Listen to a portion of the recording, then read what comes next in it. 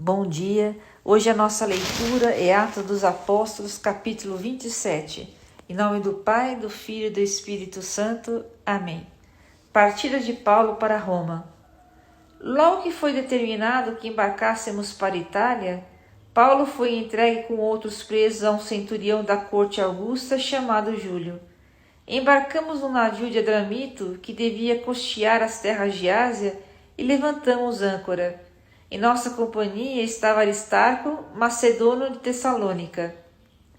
No dia seguinte, fazendo escala em Sidônia, Júlio, usando de bondade com Paulo, permitiu-lhe ir ver os seus amigos e prover-se do que havia do necessário. Dali, fazendo-nos ao mar, fomos navegando perto das costas de Chipre, por nos serem contrários os ventos.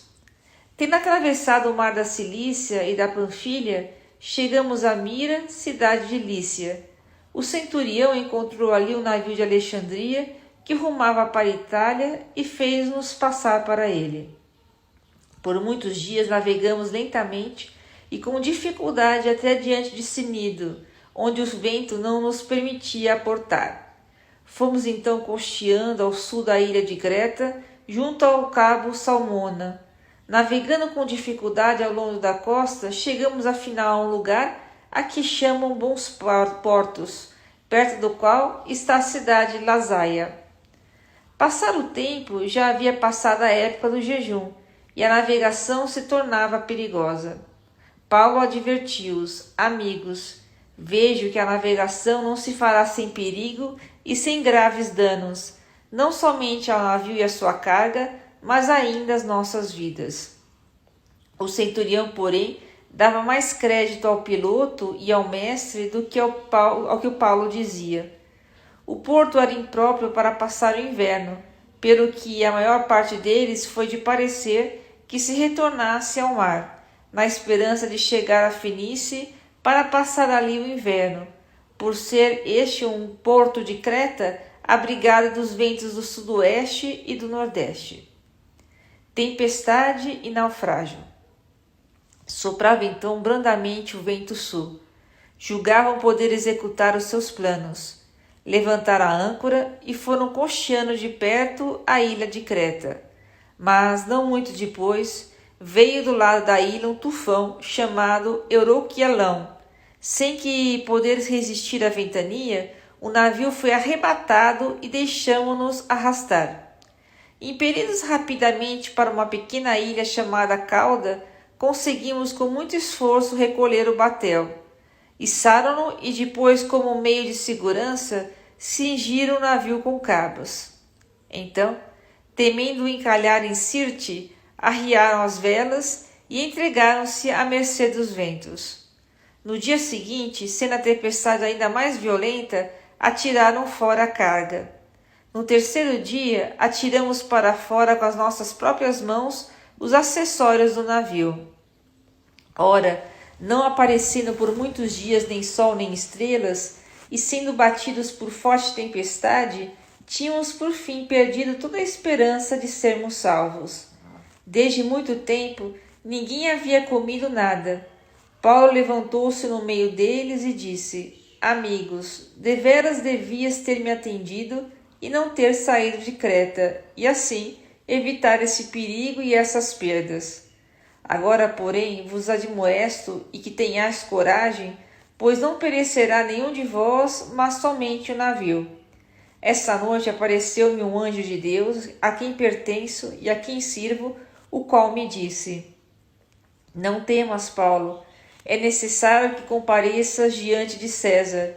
Deus deu-te todos os que navegam contigo. Por isso, amigos, coragem. Eu confio em Deus que há de acontecer como me foi dito. Encalharemos em uma ilha. Já estávamos na 14ª noite pelo mar Adriático, quando pela meia-noite os marinheiros pressentiram que estavam perto de alguma terra. Então, atirando a sonda, perceberam que a profundidade era de 20 braças. Depois, um pouco mais adiante, viram que era de 15 braças. Temendo que dessemos em algum recife, lançaram 4 âncoras da popa esperando ansiosos que amanhecesse um dia. Imediatamente os marinheiros procuraram fugir e, sob o pretexto de largar as âncoras da proa, lançaram o bote ao mar. Paulo disse ao centurião e aos soldados: se estes homens não permanecerem no navio, não podereis salvar-vos. Os soldados cortaram então os cabos do bote e deixaram-no cair. Enquanto ia amanhecendo, Paulo encorajou a todos que comessem alguma coisa e disse: já faz hoje 14 dias que estáis em jejum, sem comer nada. Rogo-vos que comais alguma coisa no interesse de vossa vida, porque nem o cabelo da cabeça de alguém de vós perecerá. Tendo dito isso, tomou do pão, pronunciou uma bênção na presença de todos e, depois de parti-lo, começou a comer. Com isso, todos cobraram ânimo e puseram-se igualmente a comer. No navio éramos ao todo 276 pessoas.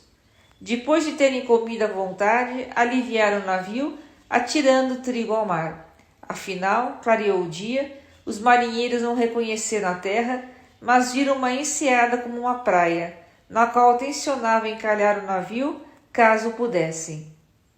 Levantaram as âncoras e largaram ao mesmo tempo as amarras dos lemes. Desfraldaram ao vento a vela mestra e rumaram para a praia. Mas deram numa língua de terra e o navio encalhou aí. A proa encalhada permanecia imóvel, ao mesmo tempo que a popa se abria com a força do mar. Os soldados tencionavam matar os presos por temerem que algum deles fugisse a nado. O centurião, porém, querendo salvar Paulo, impediu que o fizessem e ordenou que aqueles que pudessem nadar fossem os primeiros a lançar-se ao mar e alcançar a terra. Os demais, uns atingiram a terra em tábuas, outros em cima dos destroços do navio. Deste modo, todos conseguiram chegar à terra sãos e salvos. E aqui termina a leitura de hoje.